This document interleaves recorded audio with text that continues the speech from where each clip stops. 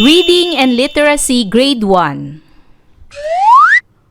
Quarter 4 Week 5 Let's learn about describing characters in the story and identifying cause and effect of relationships in story or poem events. Day 1 to Day 2 Matatag Curriculum. Hello kids, it's me, Teacher Frel. Don't forget to subscribe, like, and share, and hit the notification bell for the latest video.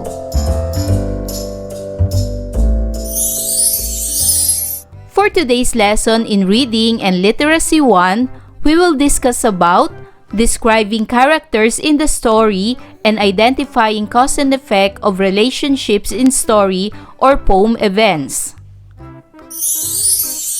Day 1 Learning Objectives.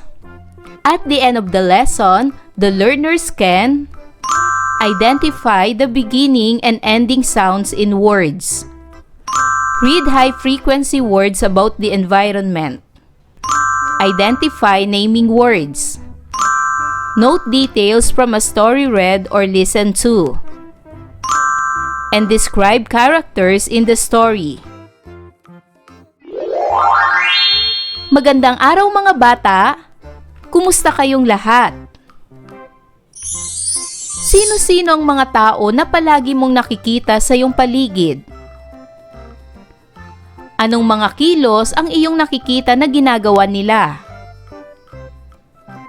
Ano-ano ang mga hayop na madalas mong makita sa kapaligiran?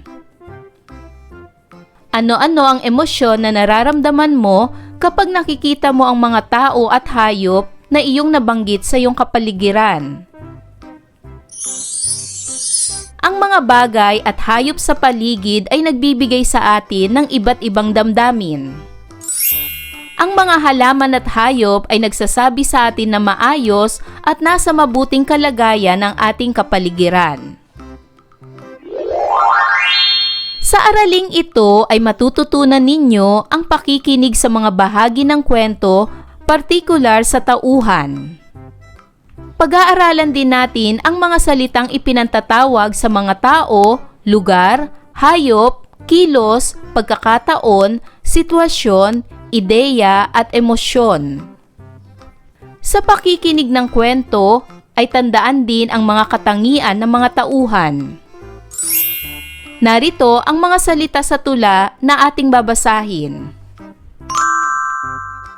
Palaisdaan. Mayayabong. Bakuran.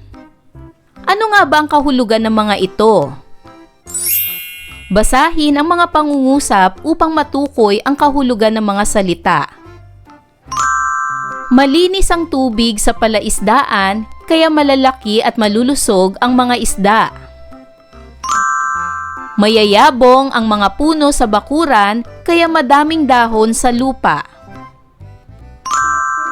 Ang bakuran ni Mang Juan ay puno ng mga puno at bulaklak.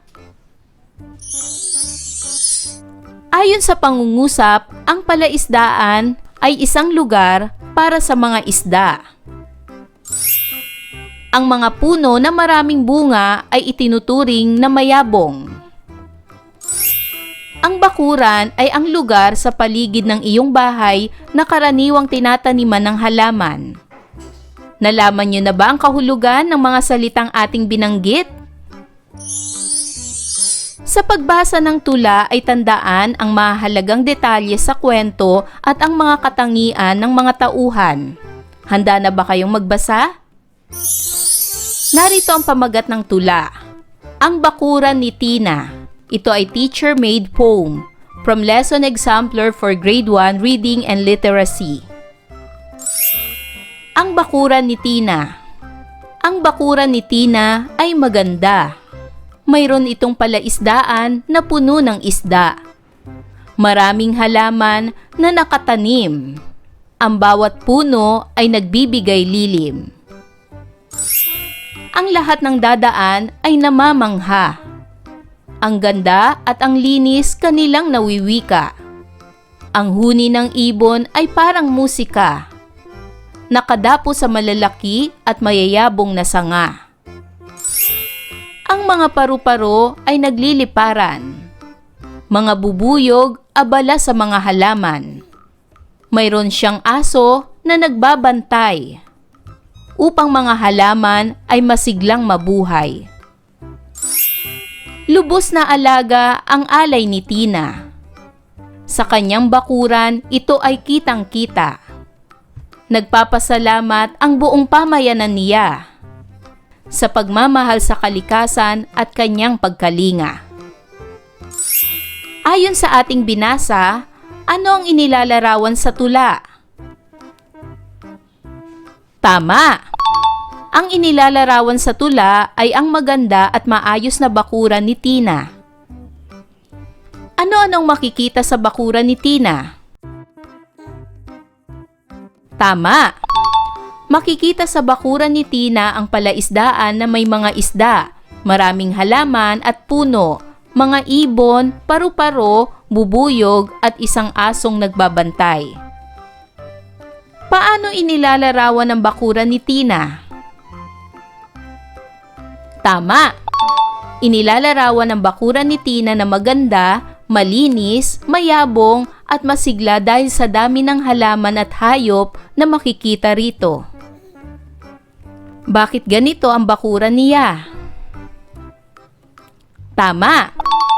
Ganito ang bakuran niya dahil lubos niya itong inaalagaan at binibigyan ng pagmamahal at pagkalinga. Bakit nagpapasalamat sa kanya ang pamayanan? Tama! Nagpapasalamat sa kanya ang pamayanan dahil sa kanyang pagmamahal sa kalikasan at sa magandang halimbawa ng pag-aalaga sa kapaligiran. Mula sa binasang tula ay nakilala natin ang tauhan na si Tina. Basahin natin ang mga pangungusap.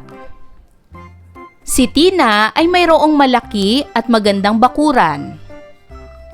Masipag si Tina na mag-alaga ng halaman. Sino ang inilalarawan sa mga pangungusap? Ang inilalarawan sa mga pangungusap ay si Tina. Saan makikita palagi si Tina? Tama, makikita palagi si Tina sa kanyang bakuran. Ano ang palaging ginagawa ni Tina? Tama, ang palaging ginagawa ni Tina ay mag-alaga ng halaman.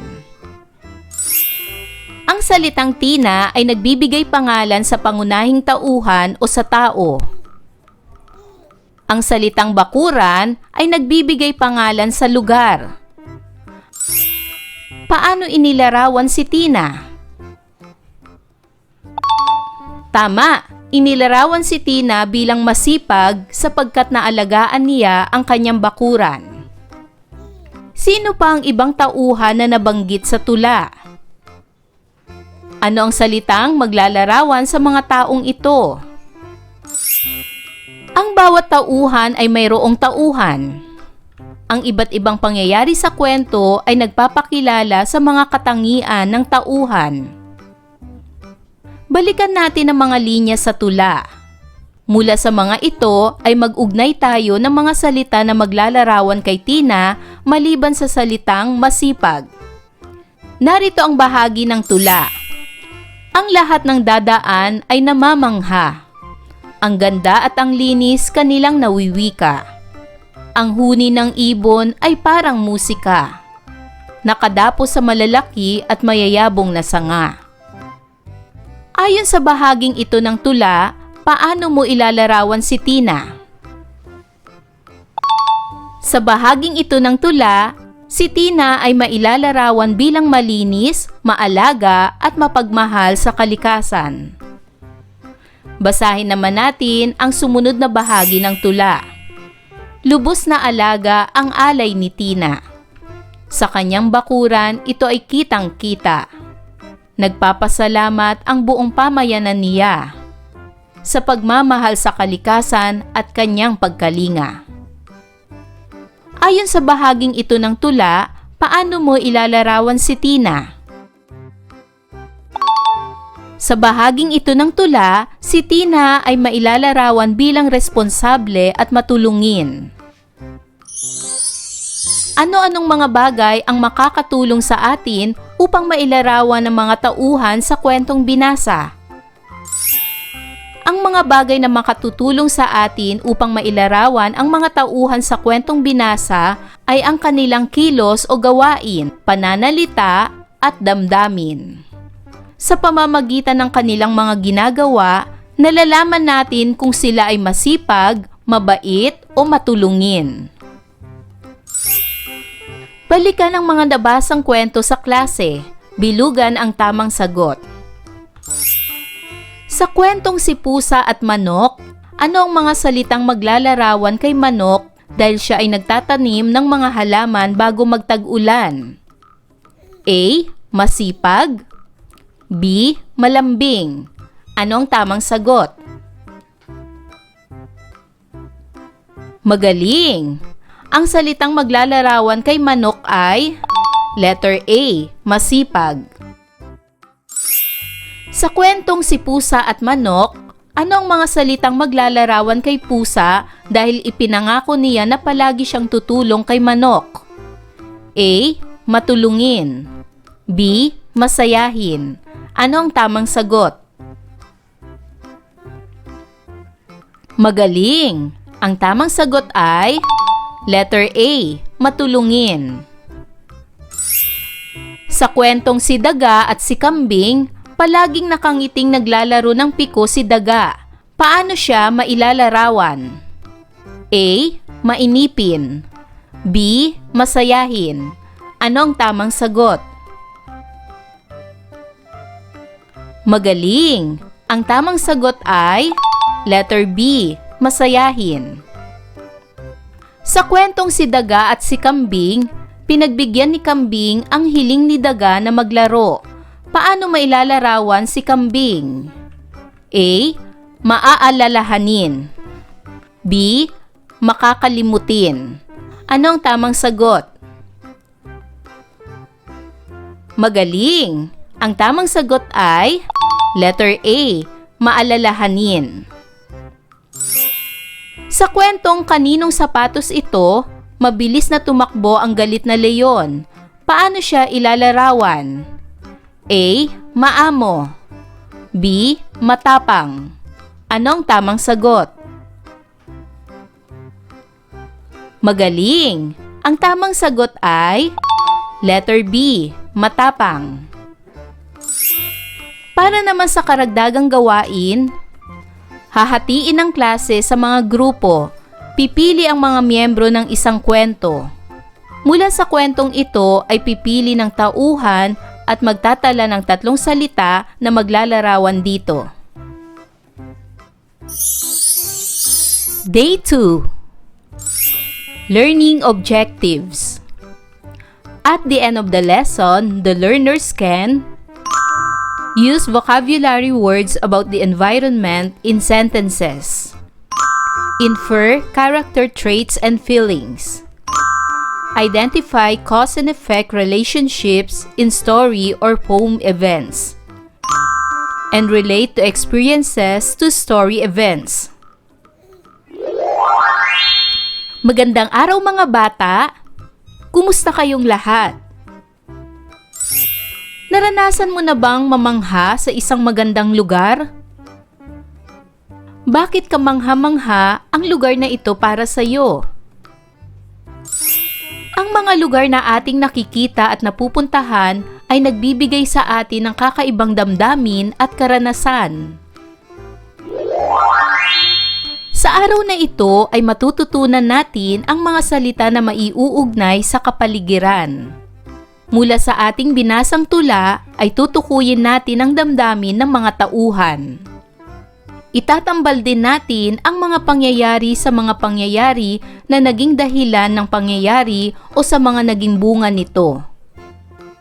Magbabahagi din kayo ng inyong sariling karanasan na may kaugnayan sa paksa. Handa na ba kayo? Basahin muli ang mga salitang napag-aralan sa nakaraang tula. Palaisdaan, mayayabong, bakuran. Narito ang ilang pangungusap para sa bawat salita. Sabihin ninyo ang tama kung ang ideya ay wasto at mali kung hindi. Unang bilang, maraming isda sa palaisdaan. Ang ideya ba ay tama o mali? Magaling! Ang ideyang ito ay tama. Pangalawa, ang palaisdaan ay mayroong tubig. Ang ideya bang ito ay tama o mali? Magaling! Ang ideyang ito ay tama. Pangatlo, ang mayabong na puno ay maraming dahon.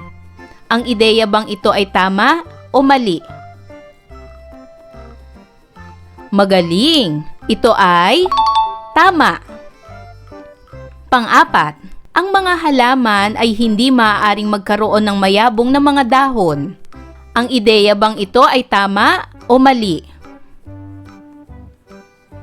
Magaling! Ito ay mali.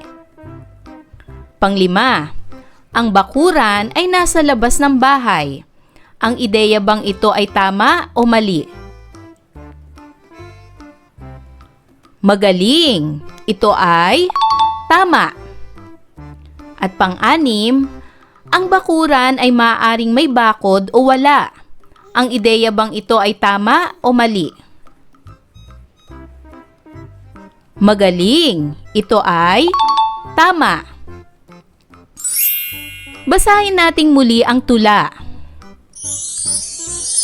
Ang bakuran ni Tina. Ang bakuran ni Tina ay maganda. Mayroon itong palaisdaan na puno ng isda. Maraming halaman na nakatanim. Ang bawat puno ay nagbibigay lilim.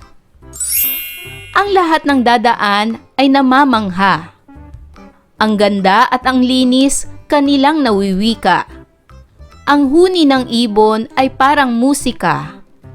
Nakadapo sa malalaki at mayayabong na sanga. Ang mga paru-paro ay nagliliparan. Mga bubuyog, abala sa mga halaman. Mayroon siyang aso na nagbabantay upang mga halaman ay masiglang mabuhay. Lubos na alaga ang alay ni Tina. Sa kanyang bakuran, ito ay kitang-kita. Nagpapasalamat ang buong pamayanan niya sa pagmamahal sa kalikasan at kanyang pagkalinga. Tungkol saan ang tula? Tama! Ang tula ay tungkol sa maganda, malinis at masaganang bakuran ni Tina at sa kanyang pagmamahal at pag-aalaga sa kalikasan. Ipinapakita rito kung paano niya inaalagaan ang mga halaman, hayop at ang buong kapaligiran, kaya hinahangaan at ipinagpapasalamat siya ng pamayanan. Ano-ano ang mga damdamin na naibibigay ng tula sa mga mambabasa nito? Ang tula ay nagbibigay ng damdaming tuwa, paghanga, kapayapaan, at pagpapahalaga sa kalikasan. Nadarama ng mambabasa ang saya at ganda ng paligid dahil sa malinis at maayos na bakuran. Nagdudulot din ito ng inspirasyon upang mahalin at alagaan ang kalikasan tulad ng ginagawa ni Tina. Ang bawat pangyayari ay nagbubunga ng iba pang pangyayari. Basahin natin ang linya na ito sa tula. Maraming halaman na nakatanim. Ang bawat puno ay nagbibigay lilim. Ang lilim ng bakuran ay dahil sa maraming halaman na nakatanim dito. Alamin natin ang sanhi at bunga sa ating binasang linya. Bakit malilim sa bakuran? Ito ang sanhi. Dahil maraming halaman na nakatanim. Ano ang nangyari dahil malilim ang bakuran? Ang sagot na ito ang magiging bunga. Ang bunga ay, ang bawat puno ay nagbibigay lilim. Tandaan, lahat ng nangyayari ay may idudulot na pangyayari.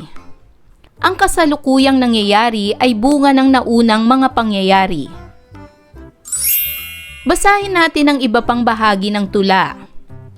Tukuyin din ang damdamin ng tauhan sa mga linya sa tula at sagutin ang mga tanong na nagpapakita ng sanhi at bunga. Basahin natin ang linya ng tulang ito. Ang huni ng ibon ay parang musika. Nakadapo sa malalaki at mayayabong na sanga. Ano ang damdamin ng mga ibon sa pagkakaroon ng mayabong na tahanan? Ang linyang ito ay nagsasabi na maligayang nakakahuni ang mga ibon dahil mayabong ang kanilang tinitirhan na puno. Ngayon ay alamin natin ang sanhi at bunga sa ating binasang linya sa pamamagitan ng mga sumusunod na tanong. Ano ang dahilan ng maligayang huni ng mga ibon? Ang ating magiging sagot dito ay siyang sanhi. Ito ay dahilan sa mayabong ang kanilang tinitirhan na puno. Ito ang sanhi. Para naman sa susunod na tanong, ano ang nangyari dahil sa pagkakaroon ng mayabong na mga puno? Ang sagot dito ay siyang bunga. Ang nangyari o ang bunga ay maligayang nakakahuni ang mga ibon. Basahin naman natin ang sumunod na linya. Mayroon siyang aso na nagbabantay upang mga halaman ay masiglang mabuhay. Ano kaya ang damdamin ng mga halaman na hindi sila nasisira dahil sa pagbabantay ng aso? Ang linyang ito ay nagsasabi na nagbabantay ang aso sa mga halaman kaya nakakatubo ang mga ito ng maayos. Alamin natin ang sanhi at bunga sa ating binasang linya sa pamamagitan ng mga sumusunod na tanong. Ano ang sanhi ng pagtubo ng mga halaman ng maayos? Ang sanhi ay nagbabantay ang aso sa mga halaman. Sumunod na tanong, ano ang nangyari dahil mayroong asong nagbabantay sa mga halaman o ano ang bunga nito? Ang bunga ay nakakatubo ang mga ito ng maayos. Para sa gawaing ito, basahin ang mga pangungusap. Tukuyin ang maaaring maging damdamin sa bawat pangungusap. Una, napakalinis ng kapaligiran dahil ang lahat ay nagtatapon ng basura sa wastong tapunan. Ano ang maaaring maging damdamin sa pangungusap na ito? Ito ba'y masaya, malungkot o galit? Magaling! Ang tamang sagot ay masaya. Pangalawa, wala nang maririnig na huni ng ibon dahil putol na ang mga puno. Ano ang maaaring maging damdamin sa pangungusap na ito? Ito ba ay masaya, malungkot o galit? Tama, ang sagot ay malungkot. Pangatlo, napakalinaw at banayad ang agos ng tubig sapagkat hindi ito natatapunan ng basura. Ano ang maaaring maging damdamin sa pangungusap na ito? Masaya, malungkot o galit? Tama, ang sagot ay masaya. Pang-apat, marami pang hayop sa gubat dahil hindi nasisira ang kanilang tahanan. Ano ang maaaring maging damdamin sa pangungusap na ito? Ito ba ay masaya, malungkot o galit? Tama! Ang damdamin ay masaya.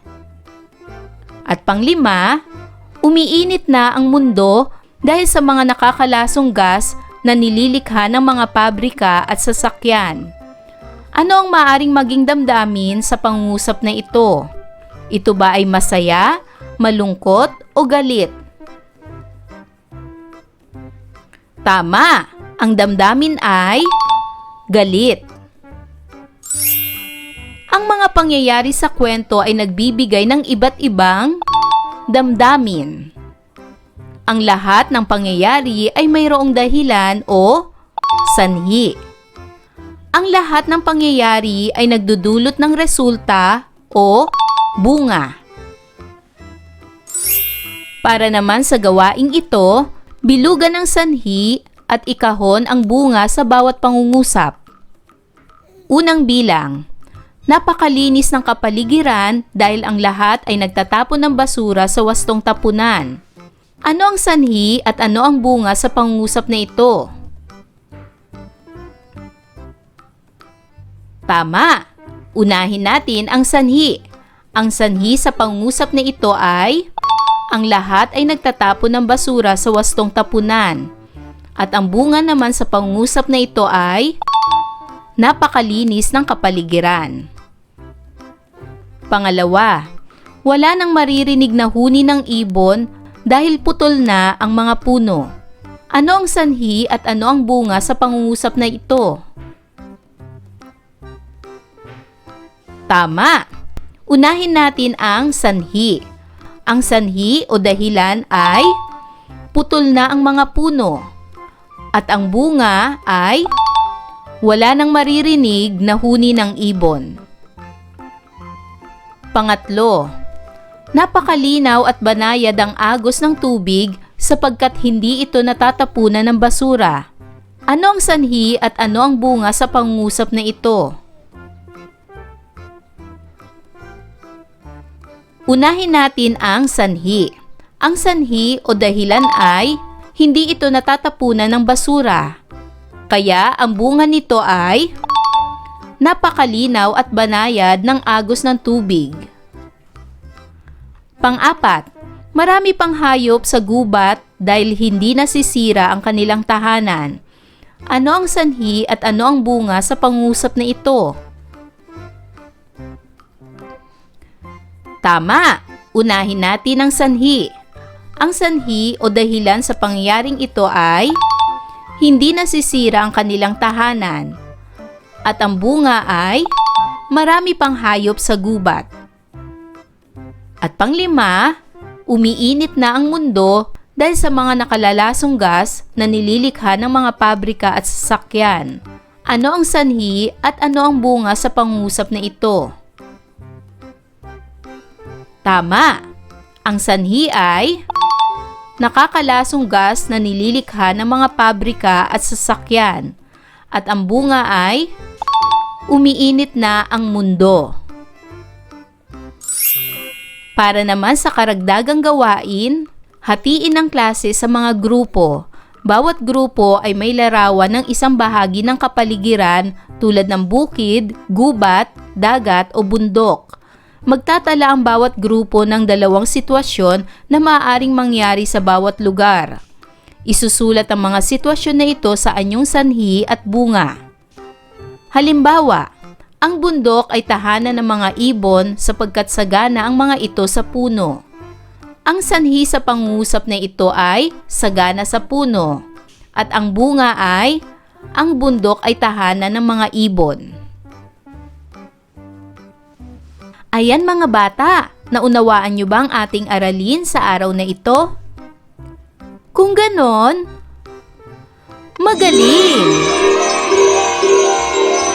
Mga bata, sana'y marami kayong natutunan sa ating aralin.